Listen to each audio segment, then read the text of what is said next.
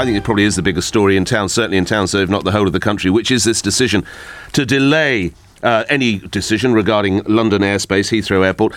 Conservative mayoral candidate, and of course he's local MP in Richmond as well, Zac Goldsmith, is in the studio with me. Mr. Goldsmith, thank you for coming into the studio. Thank you. As a result of your efforts, British business is reportedly tearing its hair out. What would you say to them? They're furious with you. Well, I don't agree that this is a delay. I mean, first of all, I think the government's made the right decision. It set an air pollution test. It's subjecting all the options to it, so not just Heathrow, and I'm pretty confident that Heathrow can't meet that test. So as far as I can see, Heathrow is now effectively close to being off the agenda. I don't see that it can pass that test. But the business concern mostly relates to the idea that it's a delay. And it's not actually a delay, because even if the government had just decided to go down the Heathrow route yesterday, it would still have had to go through this process. It would still have to satisfy itself that Heathrow was reconcilable with the legal air quality limits that we have.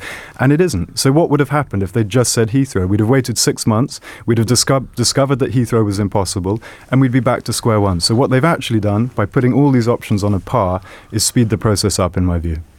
In reality, the debate, the mood seems to be swinging down to Gatwick, doesn't it? I think so. I mean, if it's a choice between Heathrow and Gatwick, it's a no-brainer.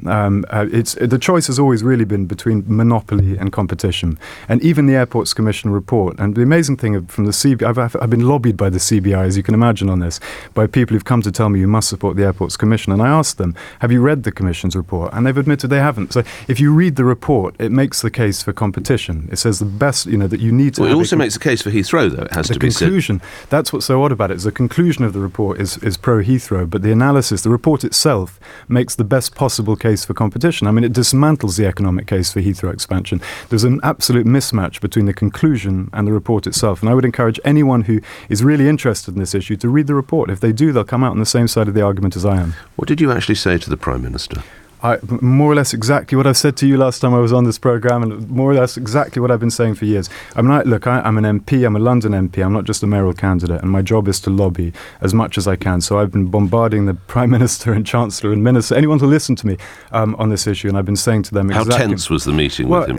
The thing is, the Prime Minister has not been in a position where he's been able to feed back, because he can't, he can't provide a running commentary to me or to anyone else. Otherwise, you open yourselves up to all kinds of legal problems. So I've been pretty much on one-way broadcast from me to him and to his colleagues. But I think he's in the right place now. I think he's reached the right decision, and I think we can now start. How tense it was, though. How tense? Well, it wasn't tense because it wasn't an argument. There's nothing like sitting here in front of you. I'm sure it was considerably worse than sitting in front of me. Now, what's this? There's going to be an indication before Christmas. I'm so sorry. Clear direction, according to Mr. Cameron's spokesman, before you and others leave Parliament for your Christmas break. What does that mean? So we're going to have a sort of puff of smoke. Yeah, this is from the Times. Mr. Cameron's spokeswoman has said there would be, quotes, clear direction before MPs leave Parliament for their Christmas break. But I'm assuming that's the report we had yesterday, isn't it? I think... I honestly don't know. I mean, I don't see that much more can be said. If the question now is, can these various options be reconciled with legal air pollution limits, you can't do much more than that. You set the test, you ask Gatwick and Heathrow to come back and tell us whether or not they think they can pass that test, and then you take a view. And if it's an independent test, if it's a proper test, like an honest test, then there's no question that Heathrow can't pass it. So let's wind the clock forward a few months. You are now the London mayor, you are successful, and suddenly the news comes down that they fancy Heathrow. What happens then? I genuinely don't believe, now that this test has been set, that could happen. I mean, the promise I made 8 years ago, it's not a threat, by the way, it was a promise I made 8 years ago. It keeps being reported as a threat. I threatened to resign. I never threatened to resign. I promised I would 7 years ago, and it doesn't have an expiry date. That was a promise that lasts. But this is... Would you resign as mayor? No, because this isn't... First of all, this is an academic discussion. I mean, it really is... Yes, I appreciate that. If this is an honest process, and I have to make sure it's an honest process, and we all, and journalists, have to make sure it's an honest process. If it is an honest process, Heathrow is now off the agenda. We're now looking at the alternatives. We're looking at competition rather than monopoly.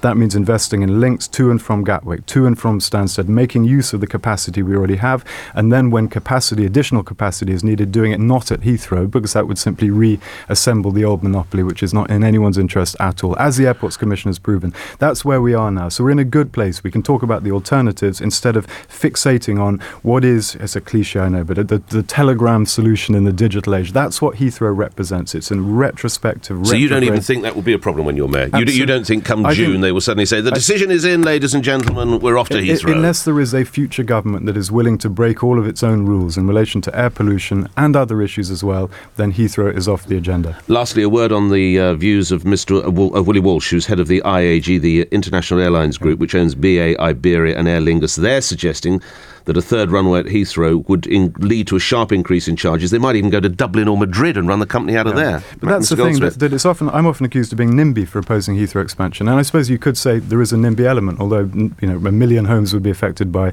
noise and air pollution would affect the whole of London. But the biggest argument against Heathrow expansion is the economic one. And that's why Willie Walsh has always been opposed to Heathrow expansion. His view is that if you expand Heathrow, if you create a monopoly, prices will rise. His customers would have to pay more. And he is, don't forget, BAA's, he is Heathrow's biggest customer. So for him to oppose expansion, I think tells another story. Likewise, by the way, the former head of the Competitions Commission, same argument. He said if you cobble together that old monopoly, the customer will lose out. And they're both right.